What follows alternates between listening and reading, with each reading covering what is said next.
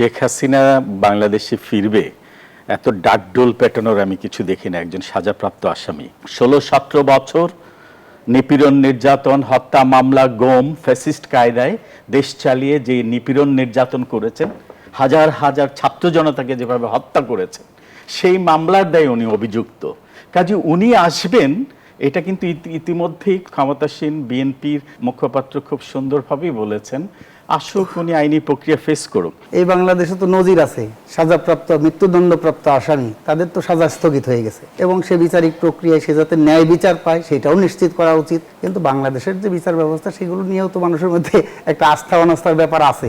যদি আসতেই চায় তাহলে আসতে হলে তো তার সেই ধরনের একটা মেকানিজম করে, সেই ধরনের একটা সমঝোতা করে, সেখানে বাংলাদেশ সরকার, ভারত সরকার, আমেরিকান সরকার ইত্যাদি ইত্যাদি তাদের সাথে একটা সমঝোতা করেই তার এখানে আসতে হবে। তাছাড়া তো আসলে পরে তার সেটা হবে। তবে উনি যে বলতে যে আমি সমস্ত লোকজন একসাথে করে দলবল নিয়ে ঢুকবো, এটা স্ট্যান্ডার্ড, এটা সম্ভব না। কারণ যারা গেছে ওনারা তো বাইরে থাকার স্বাদ পেয়ে গেছে। সুতরাং উনি বর্ডার ক্রস করলেও তো আরেকটা অপরাধ হবে। তার থেকে ভারতকে বলি যে তোমরা পুশ ইন করে দাও, আমরা নিয়ে নেব ওনাকে। অন্যদের তো নিচ্ছি না, ওনাকে খুব সাধারণ আমরা নিয়ে নেব। ক্ষমতাচ্যুত ও সাজাপ্রাপ্ত শেখ হাসিনা আগামী ডিসেম্বরের মধ্যে দেশে ফেরার ঘোষণা দিয়েছেন। আর এই ঘোষণাকে স্বাগত জানিয়েছে প্রধানমন্ত্রীর তথ্য উপদেষ্টা। তাকে দেশে ফিরিয়ে এনে আন্তর্জাতিক অপরাধ ট্রাইব্যুনালে ইনসাফ ও স্বচ্ছ বিচার নিশ্চিত করা হবে। তবে একই সাথে তথ্য উপদেষ্টা স্পষ্ট করে দিয়েছেন, বাংলাদেশের রাজনীতিতে শেখ হাসিনার আর কোনো ভবিষ্যৎ নেই। ওদিকে ভারত এই পুরো বিষয়টিকে দেখছে একটি আইনি প্রক্রিয়া হিসেবে। কিন্তু প্রশ্ন উঠছে, পাসপোর্টহীন শেখ হাসিনার এই ফেরার ঘোষণা কি শুধুই বিচারের মুখোমুখি হওয়ার আইনি সরল পথ, নাকি এর পেছনে রয়েছে গভীর কোনো ভূ রাজনৈতিক সমীকরণ? একই সাথে দেশের অভ্যন্তরীণ রাজনীতিতে উত্তাপ ছড়াচ্ছে সংসদীয় বিতর্ক। সংবিধান সংশোধনে গঠিত বিশেষ কমিটিকে জনগণের রায়ের অপমান আখ্যা দিয়ে সংসদ থেকে ওয়াকআউট করেছে প্রধান বিরোধী দল। অন্যদিকে দুর্যোগপূর্ণ আবহাওয়ায় পরীক্ষা নেওয়া এবং শিক্ষার্থীদের ফার্মের মুরগির সাথে তুলনা করে আন্দোলনের মুখে সংসদে দুঃখ প্রকাশ করেছেন শিক্ষামন্ত্রী। আইন ইনসাফ বনাম ভূ রাজনৈতিক হিসাব আর সংসদের ভেতর বাইরের এই ত্রিমুখী চাপ, এসব প্রসঙ্গে আমাদের আজকের আলোচনা। দর্শক, আমি ফারনাজ জুই, সবাইকে আমন্ত্রণ জানিয়ে শুরু করছি নিউজ 24-এর নিয়মিত আয়োজন জনতন্ত্র গণতন্ত্র। নিবেদন করছে আরআইসিএল স্টিল। আজকের আলোচনা এগিয়ে নিতে স্টুডিওতে আছেন তিনজন সম্মানিত অতিথি। চলুন একে একে পরিচিত হই। আমার ডান দিক থেকে পরিচয় পর্ব শুরু করছি। আছেন অধ্যাপক ডক্টর তৌফিকুল ইসলাম মিথিল, সমাজবিজ্ঞানী ও রাজনীতি বিশ্লেষক। এরপর পরে আছেন অ্যাডভোকেট সুব্রত চৌধুরী, সভাপতি গণফোরাম। আমার সর্বডানে আছেন বজলুর রশিদ ফিরোজ, সাধারণ সম্পাদক বাংলাদেশের সমাজতান্ত্রিক দল বাসদ। তিনজনকে স্বাগত জানাচ্ছি আজকের আলোচনায়। অ্যাডভোকেট সুব্রত চৌধুরী, আপনাকে দিয়ে আলোচনাটা শুরু করি। শেখ হাসিনার দেশে ফেরার ঘোষণা এবং ডিসেম্বর মাসে তিনি দেশে ফিরবেন সে কথাই জানিয়েছেন রয়টার্সকে। এরই মধ্যে প্রধানমন্ত্রীর তথ্য উপদেষ্টা জানিয়েছেন, শেখ হাসিনা দেশে ফিরলে ওয়েলকাম, নিশ্চিত করা হবে ন্যায় বিচার। শেখ হাসিনা প্রসঙ্গে সরকার কি কোনোভাবে চাপ অনুভব করছে? আমি সরকারের চেয়ে আপনাদেরকে নিয়ে বেশি কথা বলবো। মিডিয়ায়, প্রত্যেকটা মিডিয়ায় এই হাসিনার এই ঘোষণাটা কি কারণে আপনারা এটাকে এত আকারে উচ্চমার্গে নিয়ে গেছেন। এবং আমরা তো বলি তার এইসব ঘোষণাপত্র বা ওই তৃণমূলের সাথে কথাবার্তা, এগুলো তো অস্থিতিশীল পরিস্থিতি সৃষ্টি করা। আমাদের মিডিয়া বক্তব্যটি আপনি রাজনৈতিক স্ট্যান্ডবাজি হিসেবেই দেখছেন? আমি বলবো যে আমি এটাকে স্বাগত জানাই। উনার আসা উচিত, উনার সাথে আমাদের অনেক হিসাব নিকাশ আছে। গত 17 বছর তো অনেক কিছুই করেছেন উনি, অপরাধ, হ্যাঁ, সেটা তো জবাব দিয়ে যেতে পারেন নাই উনি। তো উনি আসুক এবং ওনার বিরুদ্ধে যত রকমের অভিযোগ আছে হত্যাকাণ্ড সহ সেগুলো উনি ফেস করুক। এবং দেশের জনগণ, আপনি তো জানেন যে আমাদের আইসিটির বিচার কাজ তো ইয়েতে দেখানো হয় মিডিয়াতে। আমরা একটু দেখতে চাই প্রত্যেকটা অপরাধ সম্পর্কে তার কি বক্তব্য। এটা খুবই ইন্টারেস্টিং আর কি। হ্যাঁ, প্রধান আসামি কাঠগড়ায় দাঁড়িয়ে তার বক্তব্য দেবে, এটা একটু খুব ভালো না আমাদের জন্য। লয়ার হিসাবে তো আমি চাইবই যে তিনি আসুন। তবে উনি যে বলতে যে আমি সমস্ত লোকজন একসাথে করে দলবল নিয়ে ঢুকবো, এটা স্ট্যান্ডার্ড, এটা সম্ভব না। কারণ যারা গেছে ওনারা তো বাইরে থাকার স্বাদ পেয়ে গেছে, এখানে থাকতেও যেমন ওইরকম জীবনযাপন করেছে, ভোগবিলাসে গা ভাসিয়েছে, বাইরে গিয়ে তো তার থেকে আরো বেশি করছে। কিন্তু বিশ্লেষকরা অনেকেই তো প্রশ্ন রাখছেন যে পালিয়ে গেছে সে কি ফিরে আসে? ফাইনালি কি হবে আমি জানি না। তো আমি বলছি যে আপনারা বোধহয় এই কথাটা বারবার বলার চেষ্টা করছেন যে উনি আসুক, এটা আমিও চাই উনি আসুক, এসে দেশের জনগণের সামনে তার জবাবদিহিতাটা আমরা নিশ্চিত করতে চাই। তো এর বাইরে যদি বলেন তার আসার তো অনেক সমস্যা, তাই না? একটা বন্দি চুক্তি বিনিময়ে আসা সেটা এক ধরনের, কিন্তু ওনার তো এখন কোনো পাসপোর্ট নাই, আর ওনাকে ইয়ে দেবে কেন কি ট্রাভেল পারমিটও দেওয়ার তো কোনো আমি কারণ দেখি না। সুতরাং উনি বর্ডার ক্রস করলেও তো আরেকটা অপরাধ হবে। তার থেকে ভারতকে বলি যে তোমরা পুশিন করে দাও, আমরা নিয়ে নেব ওনাকে, অন্যদের তো নিচ্ছি না, ওনাকে খুব সাদরে আমরা নিয়ে নেব। এই জন্য আমি ভারত সরকারকে অনুরোধ করব যে দয়া করে যিনি বাংলাদেশে ফেরত আসতে চায় তাকে ওই পন্থায় শুভেন্দু অধিকারী যেটা করতে চায় আর কি, ওনাকে একটু দয়া করে সেভাবে পাঠিয়ে দেন। মুখ্যমন্ত্রীকে অনুরোধ জানাচ্ছি আর কি আপনাদের মাধ্যমে। তো সবচেয়ে বড় কথা হচ্ছে এই এখনো পর্যন্ত যারা আওয়ামী লীগ আছে আনাচে কানাচে, তারা তো অনেক বিপদে পড়বে। এবং এই যে আজকে যে একটা ছাত্রদের মিছিলে ওখানে এই ছাত্রলীগ যুবলীগের ছেলে মেয়েরা গিয়ে আওয়ামী লীগের স্লোগান দিছে, তো এটা কি ভালো হচ্ছে? তাই না? তখন তো এখন হয়তো বলবে যে এত অপারেশন যাচ্ছে আওয়ামী লীগের উপর, নির্যাতন, আর তারাই তো গাইয়ে পড়ে কি বলে না, পায়ে পাড়া লাগিয়ে সরকারের সাথে একটা ঝগড়া বাঁধিয়ে দিচ্ছে। আর আমাদের আমির সাহেব তো বলেছিল তারা যত অপকর্ম করেছে আমি সব মাফ করে দিয়েছি। তো আর গ্রুপ তো বসেই আছে, তাই না? আওয়ামী লীগকে বুকে ধারণ করবে। তো এগুলোকে হিসাব নিকাশের মধ্যে রাখা উচিত আর কি। এবং সরকার কি বলবো, সরকারের অনেক উচ্চপদস্থ দায়িত্বশীল ব্যক্তিরা অনেক ফাউল টক করে, এগুলো খুব সরকারকে বিপদে ফেলে আর কি। আজকেও দেখেছেন মিলন সাহেবের বক্তব্য নিয়ে ওই এত উপদেষ্টা, মানে সব উপদেষ্টা কিছু না কিছু বলতে হবে, মিডিয়া প্রিয় আর কি। এগুলো কথাবার্তা অতিরিক্ত বললে পরে সরকারের ইমেজ নষ্ট হয়। এত কথা বলার দরকার একজনেই বলুক যেটা সরকারের বক্তব্য। এখন দেখি যে অনেক মুখপাত্র, তো এত বেশি মুখপাত্র থাকলে তো বিপদ গণিয়ে আসবে আর কি। ফাউল টক হবে, ফাউল টক হইলে পরে জনগণের মধ্যে একটা সরকার সম্পর্কে একটা বিরূপ প্রতিক্রিয়া হবে। আমার মনে হয় হাসিনার ইস্যুটা নিয়ে আর বেশি আলাপ না করাই আমার মতে। অসংখ্য ধন্যবাদ জানাচ্ছি অ্যাডভোকেট সুব্রত চৌধুরী। বজলুর রশিদ ফিরোজ, ভারত শেখ হাসিনার বিষয়টি দেখছে আইনি প্রক্রিয়া হিসেবে, কিন্তু শেখ হাসিনার বিষয়টি কি শুধুই আইনি সরল পথ নাকি এর মধ্যে ভূ রাজনীতিও জড়িত?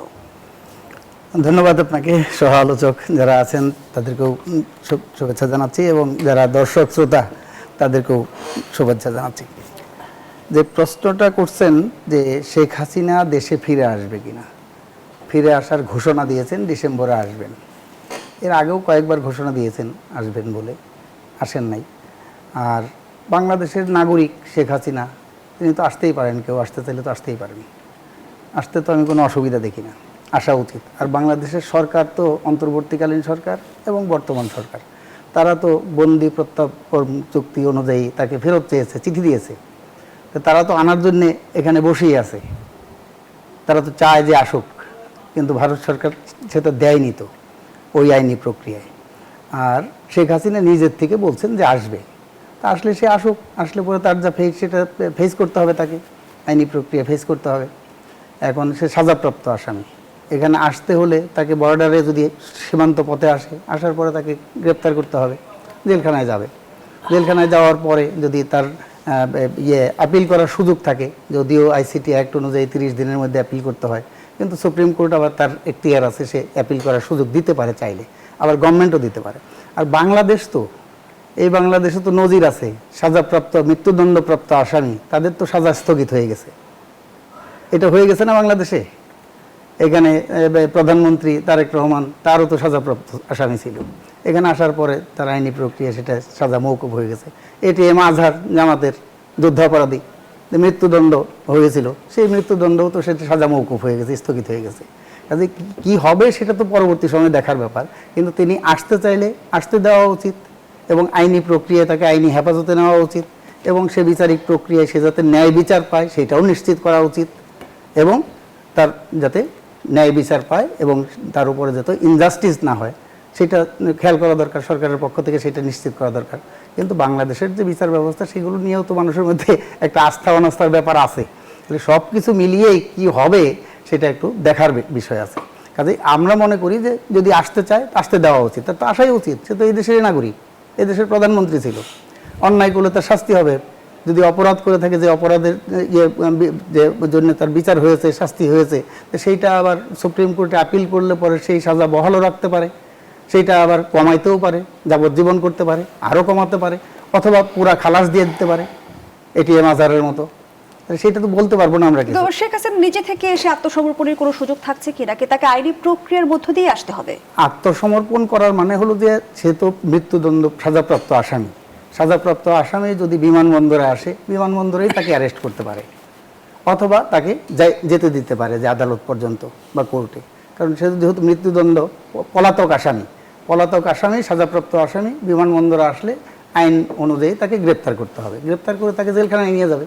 এই তো প্রক্রিয়া, এর বাইরে তো কোনো প্রক্রিয়া নাই। তাহলে সেইটা উনি ফেস করতে চাইলে ফেস করবেন, অসুবিধা নাই তো। অসুবিধা এখানে কোনো আমি অসুবিধা দেখি না তো। তো সেই প্রক্রিয়ায় সরকারের দিক থেকে এতদিন কিছু বলে নাই। আজকে তথ্য উপদেষ্টা ডক্টর জাহিদুর রহমান তিনি বলছেন যে তারা সাধুবাদ জানায় এবং তাকে ন্যায় বিচার এবং ইনসাফ সেটা তারা তার প্রতি এবং বিচার ও দণ্ড কার্যকর নিয়ে উপদেষ্টা বলেছেন স্বচ্ছ বিচারের মাধ্যমে সব প্রক্রিয়া চলবে। এদেশের জনগণ যেটা চায় মৃত্যুদণ্ড যেন বহাল থাকে, কার্যকর হবে, সেটাও জনগণ দেখতে চায়। আর যদি আদালতে তিনি প্রমাণ করতে পারেন তিনি অপরাধী নন, আদালত যদি শেষ পর্যন্ত অন্য শাস্তি দেন অথবা খালাস দেন, সেটাও হবে। মানে ইনসাফের কথা বলছেন তিনি। আমরাও সেটা মনে করি।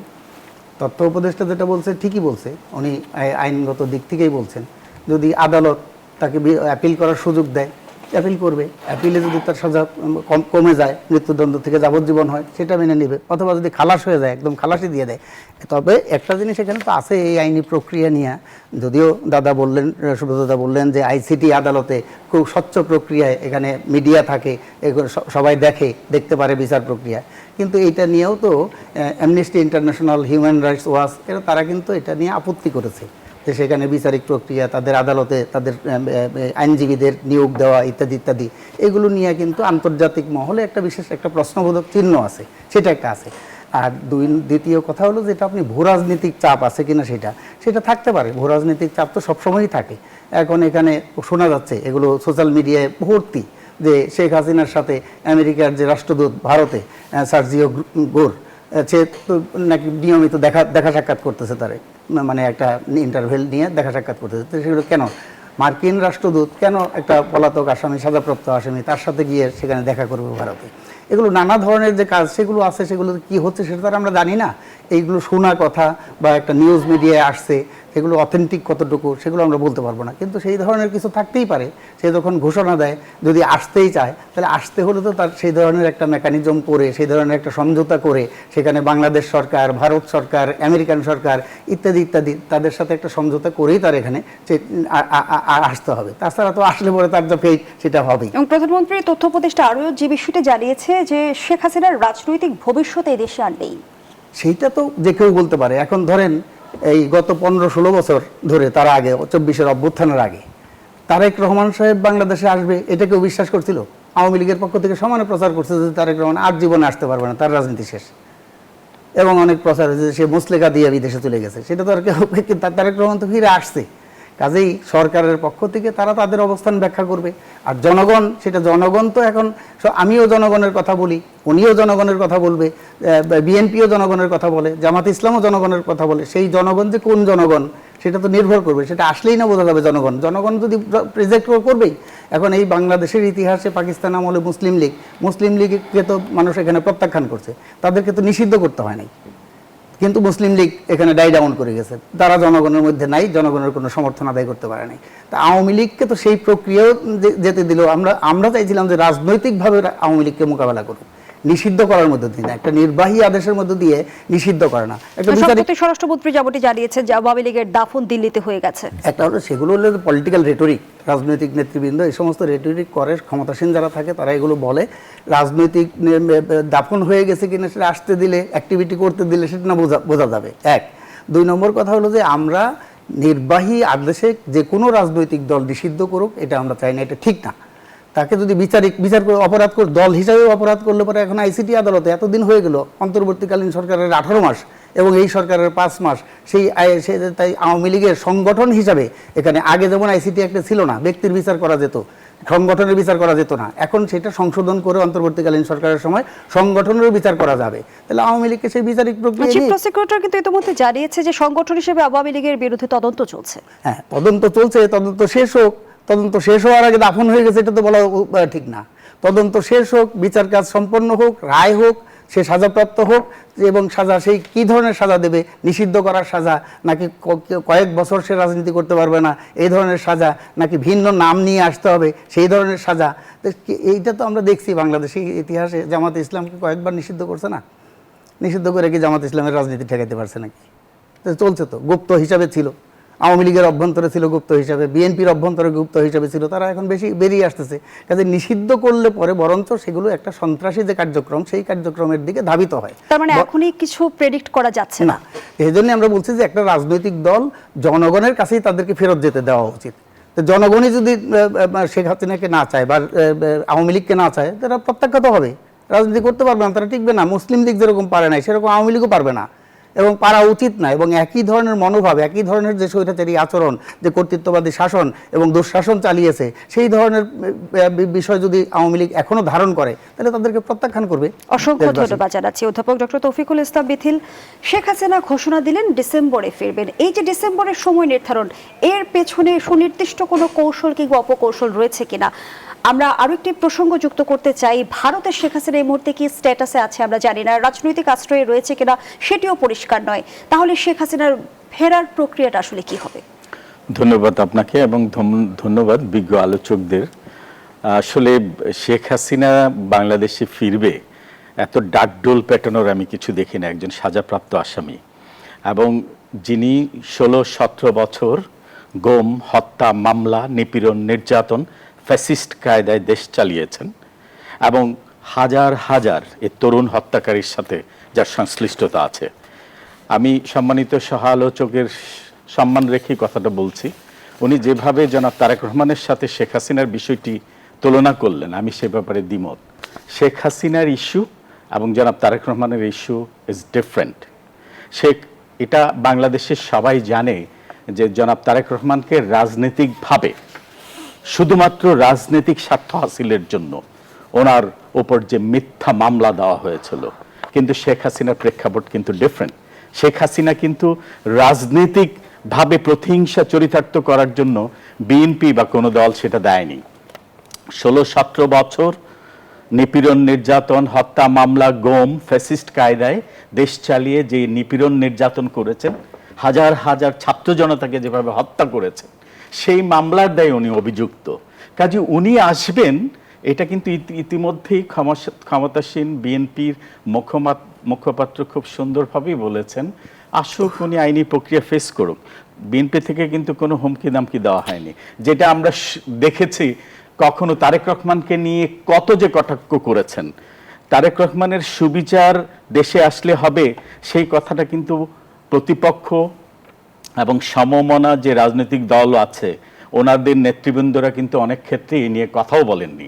তা আজকে শেখ হাসিনার সুবিচারের জন্য যে কথাটা বলছেন, শেখ হাসিনা কি করেছেন হয়তো প্রচলিত আইন প্রক্রিয়ায় সেটা প্রমাণ করার প্রয়োজন আছে।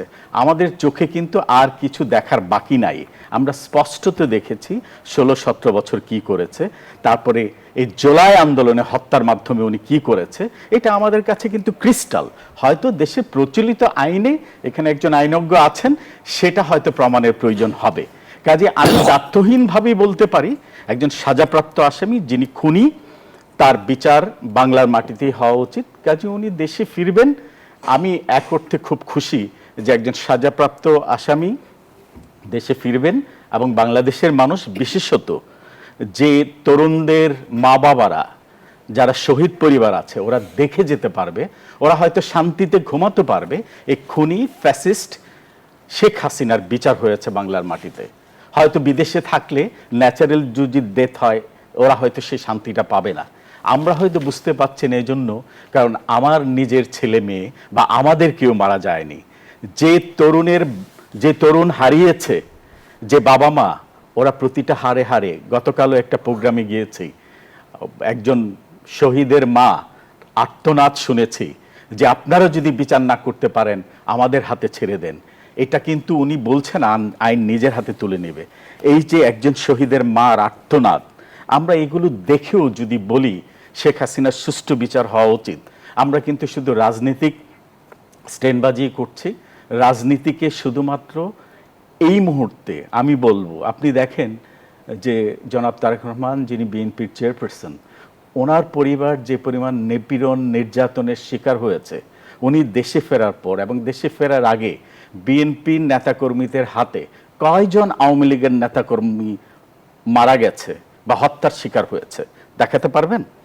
কিন্তু উনি বরাবরই এখনই এই কথা বলছেন, আমরা কোনো প্রতিশোধ নিতে চাই না, আমরা দেশটাকে এগিয়ে নিয়ে যেতে চাই সবাই মিলে।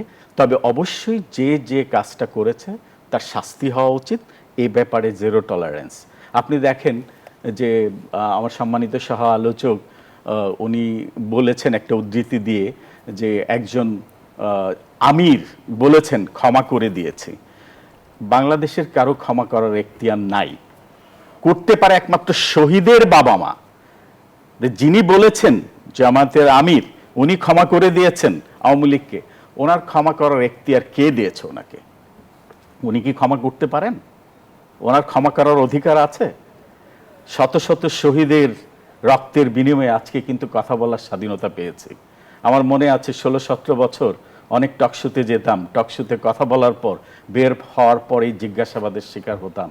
এনএসআই, ডিজিএফআই বিভিন্ন রকম হুমকি দামকি নিয়ে দিয়েছে ছেলেকে লক্ষ্য করে। একটা পর্যায়ে হয়তো কথা বলতে টকশোতেই আসতাম না, এমন অবস্থা হয়েছিল। এখন কিন্তু আমরা চাইলেই অনেক কিছু বলতে পাচ্ছি। আমরা হয়তো আলোচনায় কারোর সাথে দ্বিমত পোষণ করছি, কারোর সাথে সহমত পোষণ করছি, কিন্তু আমরা কিন্তু কারোর উপর অ্যাগ্রেসিভ হচ্ছি না, কেউ কারো ক্ষতি করার চিন্তা করছি না। মতের ভিন্নতা থাকবে, ভিন্ন মত থাকবে, ভিন্ন পথ থাকবে, কিন্তু একজন ফ্যাসিস্ট এবং খুনির ব্যাপারে সবাই ঐক্যবদ্ধ হওয়া উচিত। এই ব্যাপারে আমার মনে হয় কোনো ডাউট থাকা উচিত না। জনাব তারেক রহমান যেরকম রোশানলে পড়েছিলেন আওয়ামী ফ্যাসিস্টদের, সে ব্যাপারে কিন্তু আমরা সবাই ক্রিস্টাল। কিন্তু শেখ হাসিনার ব্যাপারে আমরা কিন্তু এটাও ক্রিস্টাল, উনি একজন খুনি, উনি একজন ফ্যাসিস্ট, উনি শত শত মায়ের বুক খালি করেছে। তা আমার মনে হয় উনি যদি আসে, দেশে ফিরে আসে, ওনার হয়তো কিছুটা পাপ মোচন হবে, উনি যদি প্রচলিত আইনে এসে নিজেকে ডিফেন্ড করে। আদারওয়াইজ আমার কাছে মনে হয় বাংলাদেশের হাজার হাজার লক্ষ লক্ষ মানুষ ওনাকে কোনোদিন ক্ষমা করবে না। আর যেটা বলেছে এয়ারপোর্টে ওনাকে স্বাগত জানাতে যাবে, এটা তো আসলে অ্যাডভান্স উড়ু কথা, অনেক কিছু বলা যায় যে এটা আমরা দেখেছি আগেও, এখনও এটা বলবে। এবং সোশ্যাল মিডিয়াতে অনেক কথা হয় যেগুলো হয়তো ফ্যাক্ট চেক করা হয় না, যেগুলোর হয়তো রেফারেন্স থাকে না। যেহেতু বাংলাদেশে এখন কথা বলার স্বাধীনতা আছে, লেখার স্বাধীনতা আছে, মানুষ চাইলেই একটা কথা বলতে পারে। অধ্যাপক ডক্টর তৌফিকুল ইসলাম মিথিল, স্বরাষ্ট্রমন্ত্রীর নেতৃত্বে সংবিধান সংশোধন কমিটি এবং প্রত্যাখ্যান করে বিরোধী দলের ওয়াকআউট, আমরা দেখলাম যে সংসদে এক ধরনের উত্তাপ তৈরি হলো। চিফ হুইপ জানালেন সংবিধান নতুন করে লেখার সুযোগ নেই। দীর্ঘদিন ধরেই আমরা দেখছি সংবিধান সংশোধন না সংস্কার, এই প্রশ্নের রাজনৈতিক এক ধরনের বিরোধ তৈরি হয়েছে। এই দ্বন্দ্বের অবসান কিভাবে হবে? আসলে আমরা যদি জনগণের রায়ের কথা চিন্তা করি, জনগণ কিন্তু হানা ভোটে একটা রায় দিয়েছে। আমার মনে হয় সেটাতে শ্রদ্ধাশীল হয়েই এগিয়ে যাওয়া উচিত। আর constitution is not a Bible যে এটাকে চেঞ্জ করা যাবে না, এটা কন্টিনিউ প্রসেস। মানুষের প্রয়োজনে কনস্টিটিউশন অ্যামেন্ডমেন্ট হতেই পারে। এটা ধরেন যে কোনো দেশের ক্ষেত্রে যখন যেটা প্রয়োজন সেটার প্রেক্ষিতে কনস্টিটিউশনে অ্যামেন্ডমেন্ট আসতেই পারে। কনস্টিটিউশন হাত দেওয়া যাবে না, কনস্টিটিউশন চেঞ্জ করা যাবে না, আবারও বলছি it's not a Bible. So এটা আমার মনে হয় জনগণের আকাঙ্ক্ষা এবং প্রত্যাশার উপর লক্ষ্য করেই কনস্টিটিউশন চেঞ্জ হতে পারে। এবং জুলাইয়ে যে জুলাই সনদ এবং জুলাই পরবর্তী সময়ে যেটা নিয়ে আমরা দেখেছি যে জুলাই সনদ নিয়ে দীর্ঘ সময় যে ইন্টিরিয়াম গভর্নমেন্ট পলিটিক্যাল পার্টিসগুলোর মধ্যে সমঝোতা করার এবং জুলাই সনদ নিয়ে কাজ করেছে। হ্যাঁ, একটা ব্যাপারে নিশ্চয়ই এটাতে আমি এটাতে এগ্রি করব, যেটা ক্ষমতাসীন বিএনপির যে বিএনপির পক্ষ থেকে কিন্তু অনেকগুলো ইস্যুতে নোট অফ ডিসেন্ট ছিল, যে এগুলো আসলে ক্রিস্টাল হয়নি। যে যখন গণভোটের ইটা এসছে যে জুলাই সনদ নিয়ে, এটাকে আসলে সোরাহা করলে আজকে এই যে কনফিউশনটা হচ্ছে এটা হয়তো হতো না। কিন্তু যেটা বিএনপি এখন বলছে যে আমাদের অনেকগুলো ব্যাপারই যে হ্যাঁ জুলাই সনদের 4 ভাগের 3 ভাগই বাস্তবায়ন হতে পারে, কিন্তু যেগুলোতে নোট অফ ডিসেন্ট আমাদের ছিল সেগুলোতে আমরা আসলে বাস্তবায়ন করব কিনা সেটা নিয়ে কিন্তু আসলে ক্রিস্টাল কোনো মেসেজ সংসদে হচ্ছে না। যার কারণে এই দুহাসা থেকেই কিন্তু আপনি দেখেন যে কনস্টিটিউশনের সংশোধনের যে কমিটি হয়েছে সেক্ষেত্রে বিরোধী দল সেটাতে ওয়াকআউট করেছে। আমার কাছে মনে হয় যে জুলাই সনদের ব্যাপারে যে জনগণের রায় প্রতিফলিত হয়েছে, নিয়ার অ্যাবাউট 70% ভোটার, যে ভোটাররা একই ভোটাররা আবার এই পার্লামেন্টকে নির্বাচিত করেছে, এখানে কিন্তু আসলে যে জনগণের রায়ের প্রতিফলন নেই সে কথা বলা যাবে না। আমি যেটা প্রথমেই বলেছি জনগণের একটা রায় এখানে আছে, আমার মনে হয় সেটা নিয়ে আলোচনা হতে পারে। যেটাতে নোট অফ ডিসেন্ট ছিল সেটা নিয়েও আলোচনা হতে পারে। অসংখ্য ধন্যবাদ জানাচ্ছি অধ্যাপক ডক্টর তৌফিকুল ইসলাম মিথিল। অ্যাডভোকেট সুব্রত চৌধুরী, আমরা দেখলাম 12 সদস্যের একটি বিশেষ কমিটি গঠন করা হলো সংবিধান সংশোধনের লক্ষ্যে। বিরোধী দলের কোনো সদস্য ছাড়া যদি সংবিধান সংশোধন করা হয়, সেটি কি সার্বজনীন সংবিধান যদি আমরা বলি যে সেই আকাঙ্ক্ষা পূর্ণ করতে পারবে, নাকি বিগত সময়ের মতো আবারও একতরফা সংশোধনের বিতর্ক উস্কে দিবে? না, আমি একটু কনফিউজড, কারণ এই বিএনপি তো যখন 31 দফাতে আমরা সম্পৃক্ত ছিলাম, তখন তো এই জুলাই সনদের বিষয়টি আসে নাই, সরকারের পতন হয় নাই। তো ইন অ্যাডভান্স তো বিএনপি অনেক এগিয়ে আছে। আগেকার বিএনপি 2001-এর আর এখনকার যে বিএনপি, এটা আকাশ পাতাল তফাৎ। তো তারা তো নিজেরাই তো জাতির কাছে প্রতিশ্রুতিবদ্ধ। 31 দফা যদি সঠিকভাবে বাস্তবায়িত হয় এবং তারা কমিটেড, তাহলে তো জুলাই সনদের অনেক কিছুই এখানে 60% এসে যাবে। এগুলো নিয়ে খামাখায় জামাতে ইসলামী বিতর্ক সৃষ্টি করতে গেলে, আর প্রধানমন্ত্রী কয়েকবার বলেছে যে জুলাই সনদ যেগুলো আমরা ঐক্যমতের আছি সেগুলো আমরা অক্ষর অক্ষরে পালন করব। তো জামাত এত অস্থিরতা সৃষ্টি করছে কেন? জামাতকে তো অনেক সুযোগ সুবিধা দেওয়া হচ্ছে, আমি দেখছি না। আগে কখনো বিরোধী দল, ওই গৃহপালিত বিরোধী দল, তারাও তো এত সুযোগ পায় নাই। বিভিন্ন কমিটিতে রাখছে, কয়েকটা কমিটিতে তাদেরকে সভাপতি করবে, তাদেরকে ডেপুটি স্পিকারের, এটাও জুলাই সনদের বিষয়, ডেপুটি স্পিকারের অফার ছিল, তো তারা এটা নেয় নাই কেন? কালকে তো আমি পার্লামেন্ট ফলো করেছি, প্রত্যেকটা কমিটিতে তাদের রাখা হয়েছে, সভাপতিও রাখা হবে, বক্তব্য তো প্রচুর দিচ্ছে তারা। আর আমির সাহেব তো পাঞ্জাবি পরে পানিতে নামছে, গেঞ্জি পরে উঠে গেছে, দেখলাম। ভালো না এটা? সরকার যেটা করতে পারে নাই, আমার বিরোধী দল সে কাজটা তো করে ফেলেছে এবং সরকারকে চাপ দিচ্ছে যে আমরা নেমেছি পানিতে, তোমরা ওইটা নামো। আমি তো ওয়েলকাম করি এটা। সমস্যা হচ্ছে এই জামাত ইসলামে ঘুরে ফিরে আরো বেশি ক্ষমতা অংশীদারিত্ব চায় এবং এই বিএনপির সাথে নির্বাচন করার জন্য কি বলে প্রকাশ্যে এবং গোপনে অনেক বৈঠক হয়েছে, অনেক সমঝোতা হয়েছে। তো বিএনপি থেকে ক্লিয়ার মেসেজ দেওয়া হয়েছে যে না, আপনাদের নিয়ে আমাদের আর চলার দরকার নাই, আপনারা আপনাদের মতো করে করেন, একটা শক্তিশালী বিরোধী দল বাংলাদেশে থাকা দরকার। তা আপনি সেটা পালন করেন। আপনি সংসদে এক কথা বলতেছেন, রাস্তায় গিয়ে 11 দলীয় জোট করিয়া সেখানে আরেক ধরনের বক্তব্য দিচ্ছেন, সঙ্গে আবার এনসিপিকেও রেখেছেন। ইদানিং শুনেছি এনসিপি হয়তো 11 দলে নাও থাকে। ওই যে সামনে যে নির্বাচন আসছে না, স্থানীয় সরকার সরকার নির্বাচন, সেখানে তো যার যার প্রার্থী দেওয়া অলরেডি শুরু হয়ে গেছে, খুব ভালো।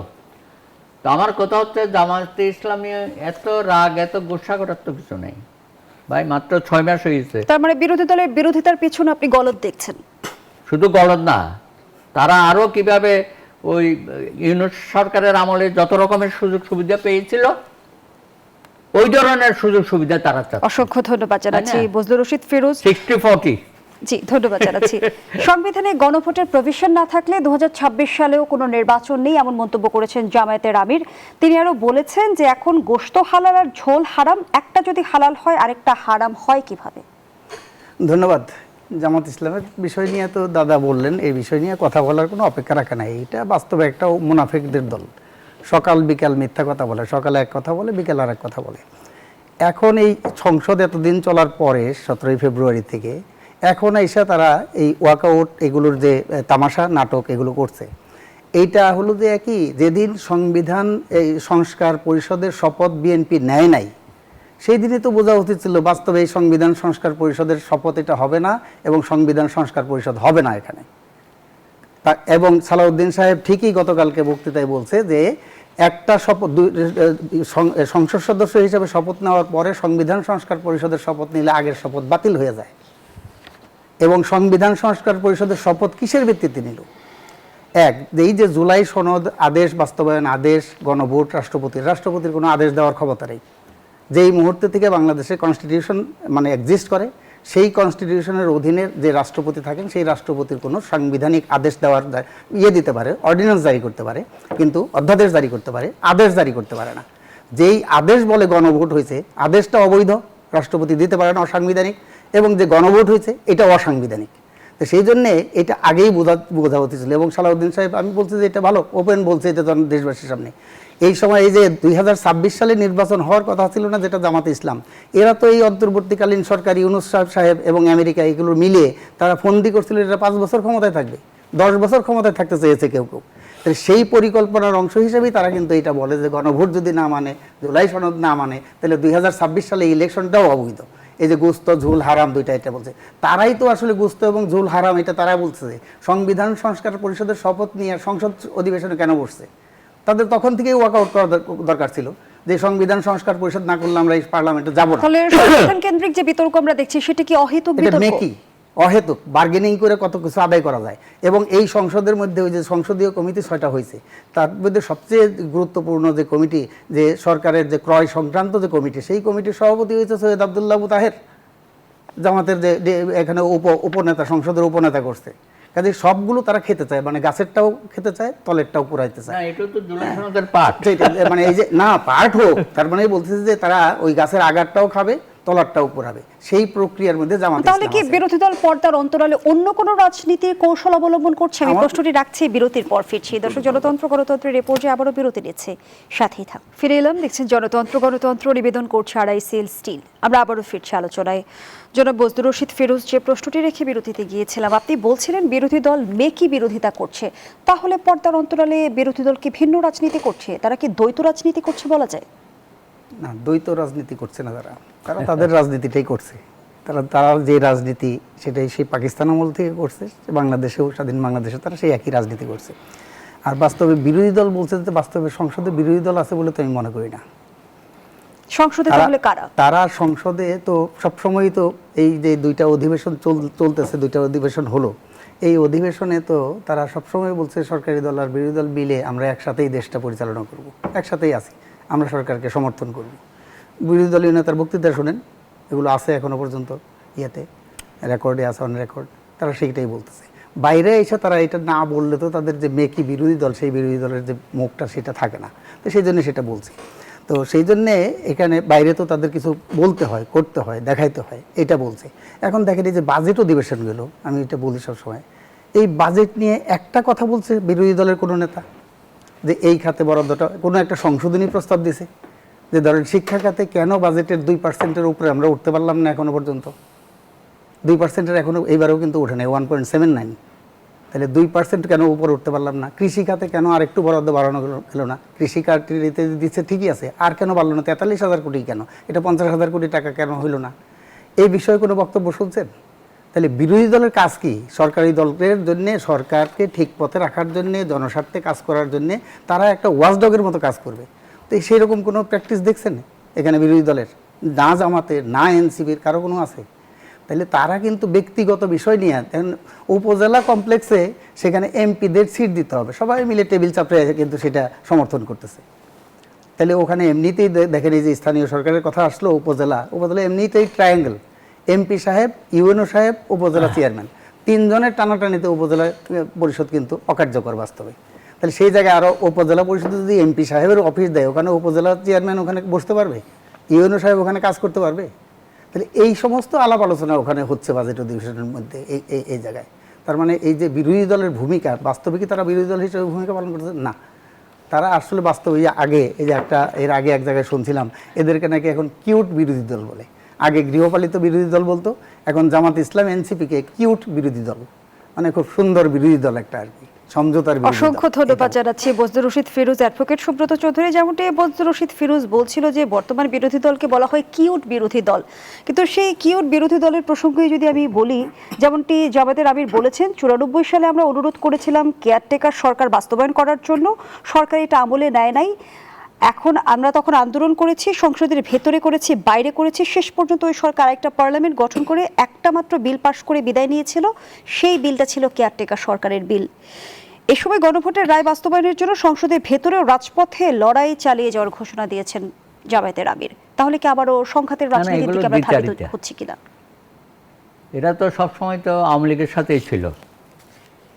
86-এ কী করলো? কি বলছিল শেখ হাসিনা? যারা নির্বাচনে যাবে জাতীয় বেঈমান। সেই জাতীয় বেঈমানদের সাথে তো ওনারা গিয়া এর সাথে ক্ষমতাকে আরও পাকাপোক্ত করেছে। তারপর তোরা নিজেরাই স্বীকার করছে যে ওই সময়ে 96-এর আন্দোলনে আওয়ামী লীগের সাথে ছিল। আওয়ামী লীগের সাথে তাদের একটা বোঝাপড়া, এটা সবসময় আমরা দেখেছি। এখনও তারা অপেক্ষায় আছে বিএনপিকে কোণঠাসা করার জন্য আওয়ামী লীগকে কীভাবে পুনর্বাসিত করা যায়। কি বলে এগুলোকে? অত্যন্ত সুকৌশলে তারা এই কাজগুলো করতেছে। এবং সামনে যে নির্বাচন আরও দেখবেন, স্থানীয় নির্বাচনে তারা তার সব জায়গায় দিতে পারবে না, তারা ওই আওয়ামী লীগের লোকজনকে প্রার্থী দেবে। তার কিছু আলামত দেখতেছি আমরা বিভিন্ন এলাকায়। সুতরাং এদেরকে বিশ্বাস করা খুব কঠিন। আমি বললাম না, এই নির্বাচনেও তারা আওয়ামী লীগের সাথে থাকতে চেয়েছে, বিএনপির সাথে, কিন্তু বিএনপি সেটা অ্যালাউ করে নাই। তো যাই হোক, এখন বিরোধী দলের মর্যাদা তারা পেয়েছে, হয়তো দল গুছাবে, সামনে ক্ষমতায় যাওয়ার স্বপ্ন হয়তো তারা দেখছে। আমার মনে হয় না যে বাংলাদেশের জনগণ জামাতে ইসলামীকে, এই যুদ্ধ অপরাধী দলটাকে বাংলাদেশের ক্ষমতায় বসাবে। এটা বাই চান্স, এখন যে অপোজিশন হচ্ছে না, এটা বাই চান্স। তো এটা দিয়ে বেশি দিন কন্টিনিউ করতে পারবে না। অচিরেই আমরা তাদের ভয়াল রূপটা দেখতে পাব। ছাত্র জীবন থেকে তো আমরা চিনি এদেরকে। তখন ছিল কি ইসলামী ছাত্র সংঘ, পরে শিবির হলো। আপনি দেখেন, বিএনপিকে অপদস্থ করার জন্য 28শে অক্টোবর যে মহাসমাবেশ হলো, তারা জমায়েত দিল বাংলাদেশ ব্যাংকের ওখানে, আর এরা দিল পল্টনে। আমাদের দল আমরা দিলাম নটরডামের সামনে। পুলিশ এসে আমাদের বলল যে ভাই, এখন তো আমরা জামাতকে আক্রমণ করব, আপনারা একটু সরে যান। আরে আক্রমণ করবে কি? জামায় আদরে তাদেরকে নটরডাম কলেজের সামনে এনে শান্তিপূর্ণভাবে সমাবেশ করতে দিয়ে মিছিল নিয়ে চলে যেত, আর ওখানে রণক্ষেত্র করলো। তো এইসব গোপন আন্ডারস্ট্যান্ডিং তারা সবসময় করেছে। এটা তো আমি নিজে সাক্ষী এই বিষয়টা। তো সেই কারণে আমি এই জামাতের কমিটমেন্ট, এইটার উপর আমি আস্থা রাখতে চাই না। আর সরকারকে নানানভাবে অপদস্থ করার জন্য নানান ইস্যু তারা নিয়ে আসছে। উনি যেমন বলেছেন যে, তো তারা মার্কিন চুক্তি নিয়ে কেন কথা বলে না? তারা দেশের অন্যান্য বিষয়গুলো নিয়ে কথা, বাজেটের উপর তো কোনো উদাহরণ আলোচনা তাদের নাই। তো এই জন্যই আমি মনে করি যে বিএনপি প্রথম থেকেই যথেষ্ট পরিমাণে তাদের ব্যাপারে অসংখ্য ধন্যবাদ অভিজ্ঞতার জানাচ্ছি আলোকে অ্যাডভোকেট সুব্রত চৌধুরী, ধন্যবাদ খুব জানাচ্ছি আপনাকে। ভালো অবস্থানে আছে এবং তাদেরকে ক্ষমতায়ন করার কোনো দায়িত্ব বিএনপি নেবে না। জি, ধন্যবাদ জানাচ্ছি অধ্যাপক ডক্টর তৌফিকুল ইসলাম মিথিল। আজ আমরা যে বিষয়টি দেখলাম, দুর্যোগপূর্ণ আবহাওয়া পরীক্ষা নেয় এবং শিক্ষার্থীদের ফার্মের মুরগির সাথে তুলনা করার বিষয়ে যে আন্দোলন রাজপথে গড়ালো এবং সংসদে শিক্ষামন্ত্রী সবশেষে দুঃখ প্রকাশও করলেন, কিন্তু এই বিষয়টি আন্দোলন পর্যন্ত গড়ালো কেন? আগে কেন সামাল দেওয়া গেল না? আমার কাছে মনে হয় কি, কিছু কিছু বর্তমান ধরেন পার্লামেন্টে বলেন এবং মন্ত্রী পরিষদেও কতিপয় মন্ত্রী আমার মনে হয় যে কাজের চেয়ে কথা বেশি বলেন। আমার কাছে মনে হয় যে কথা কম বলে কাজের মাধ্যমে সেটা রিফ্লেকশন দেওয়া উচিত। শিক্ষার্থীদের নিয়ে আসলে যেমন শুরুতে আমরা দেখেছি এই নকল হবে না, নকল করা যাবে না, আসলে হচ্ছে তো এখানে বাংলাদেশে 16-17 বছর বা তার আগ থেকে যদি দেখেন, এখানে কিন্তু নকলটাই সমস্যা ছিল না, সমস্যা শিক্ষা পদ্ধতিতে ছিল। শিক্ষার যে গুণগত মান আমরা স্বাধীনতার 55 বছর পরেও সেটাকে কিন্তু আমরা আসলে এগিয়ে নিয়ে যেতে পারিনি। যেটা সৃজনশীল পদ্ধতি মাঝেও যেটা শুরু হয়েছিল, ক্রিয়েটিভ লার্নিং প্রসেস, আপনি যদি দেখেন যে দেশগুলোতে এগিয়েছে প্রাথমিক শিক্ষার ক্ষেত্রে, আপনি যদি দেখেন জাপান, কোরিয়া এবং নিউজিল্যান্ডে যেভাবে এগিয়ে গেছে, আমরা কিন্তু সেটা ব্যর্থ হয়েছি। আসলে গোড়ায় গলদ কথা কিন্তু সেখানে নিয়ে বলা উচিত। আর স্বাভাবিকভাবেই একটা দেশে যখন কোনো প্রাকৃতিক দুর্যোগ হয়, যেখানে মানুষ বাঁচা মরার সমস্যা, সেখানে পরীক্ষাটা একটু পেছাতেই পারে। এটা এমন কোনো ইস্যু ছিল না। স্বাভাবিকভাবে শনিবারের পরীক্ষা যেহেতু পেছানো হয়েছে, তারপরে রোববারের পরীক্ষা পেছানো যেত। আর এটা মানুষের কাছে গ্রহণযোগ্য তখনই। আপনি দেখেন চট্টগ্রামে বন্যা পরিস্থিতির এতটাই অবনতি, মানুষ যেখানে সার্ভাইভ করার জন্য সংগ্রাম করছে সেখানে একটু পরীক্ষা পেছানোই যেত। ইস্যুটা কিন্তু খুবই সামান্য ইস্যু ছিল। এটাকে আসলে ওই যে কথা বলতে, যে আমি যেটা বললাম যে আমরা কথা কাজের চেয়ে অনেক বেশি কথা বলি, এই কথা আমরা যত কম বলবো, কাজে যেটা রিফ্লেকশন করব ততটাই কিন্তু আসলে সরকারের জন্য সংকট সামাল দেওয়া প্রয়োজন।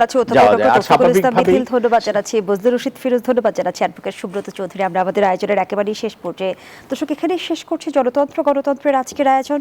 ধন্যবাদ এতক্ষণ আমাদের সাথে থাকার জন্য।